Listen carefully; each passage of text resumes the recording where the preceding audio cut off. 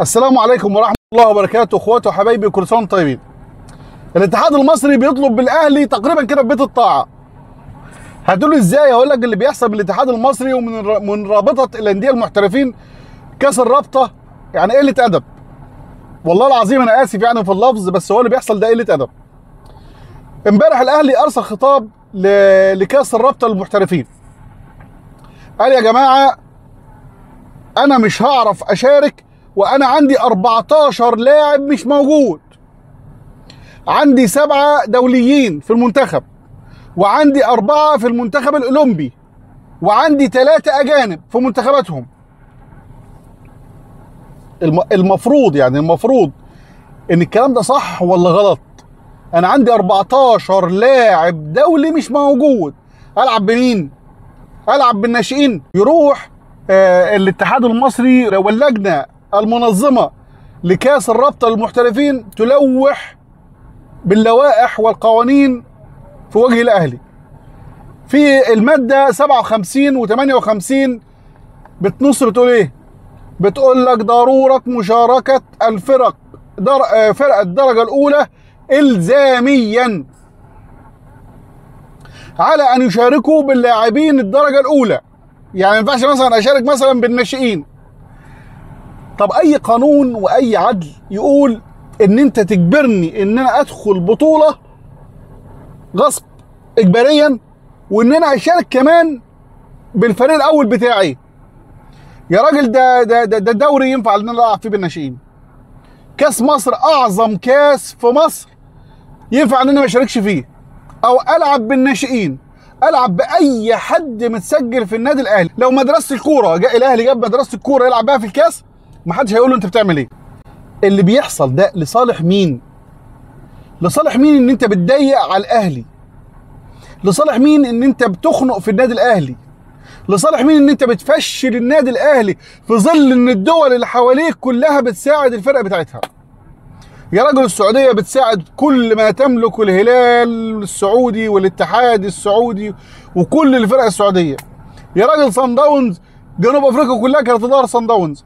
يا راجل السودان كلها في ظهر الهلال السوداني. وانت عندك اعظم فريق في افريقيا وفي الوطن العربي وبتحاول تفشل فيه. طب ليه؟ لصالح مين اللي بيحصل مع النادي الاهلي؟ يا جماعه والله العظيم عيب.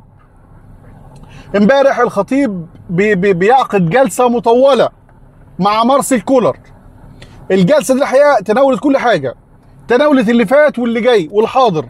مارسيل كولر بعد ما رجع من الكاميرون ادى اللعيبه راحه اسبوع. الخطيب ناقش معاه الفتره اللي فاتت واللي حصل فيها والنتائج السيئه اللي حصلت الفتره اللي فاتت. وكولر ناقش مع الخطيب محتاج مين، ومين عاوز يقعد، ومين هيديله فرصه، ومين عاوزه يمشي. كل الكلام اتكلموا فيه، واتكلموا على الطبيب النفسي اللي جاي للفريق مثل فرق اوروبا، واتكلموا عن دكتور التغذيه وضروره التغذيه للاعبي النادي الاهلي، واتكلموا على المستوى البدني للاعب المصري ان هو ما يتحملش ضغط المباريات المتلاحق.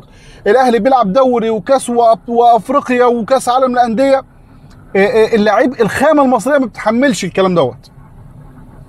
اتكلموا في كل حاجه، وشكر الخطيب على تلبيه الخطيب لطلب مارسيل كولر بتوفير طياره خاصه. قعدت اسبوع مع النادي الاهلي في جنوب افريقيا لغايه ما ودته جروه في الكاميرون، وخلصت الكاميرون ورجعته القاهره، لان ده طبعا الرحله كانت كبيره جدا ومرهقه للعيبه.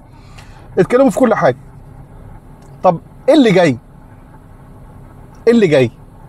اللي جاي فرصه ما بتتكررش غير كل مليون مره.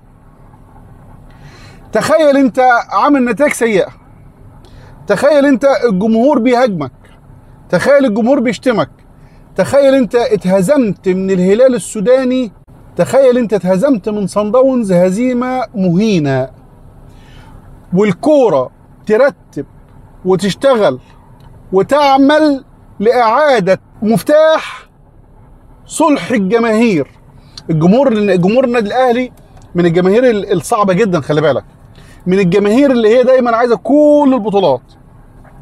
الظروف والكوره وربنا سبحانه وتعالى يشاء ان هو يرجع الكوره تاني في ملعبك عشان تعرف تصالح الجمهور بتاعك.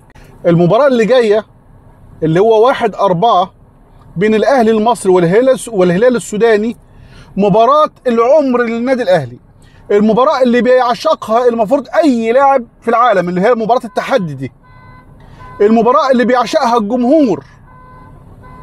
المباراة دي اكون او لا اكون، لو ما نزلتش الملعب 11 راجل قصاد 11 راجل، شوف اي حاجة تاني غير كرة القدم، العب اي حاجة تاني، العب سلة، العب طايرة، العب بيلي، العب اي حاجة.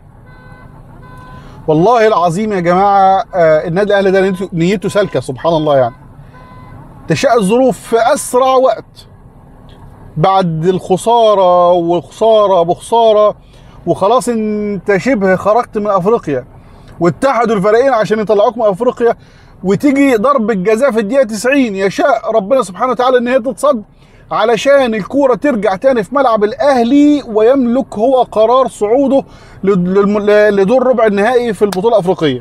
دي المباراة اللي هي مش تاكل فيها النجيلة، دي المباراة اللي تاكل فيها الاخضر واليابس، دي المباراة اللي تبين فيها مدى رجولتك وحبك للنادي بتاعك، دي المباراة اللي بتظهر معدن الرجال.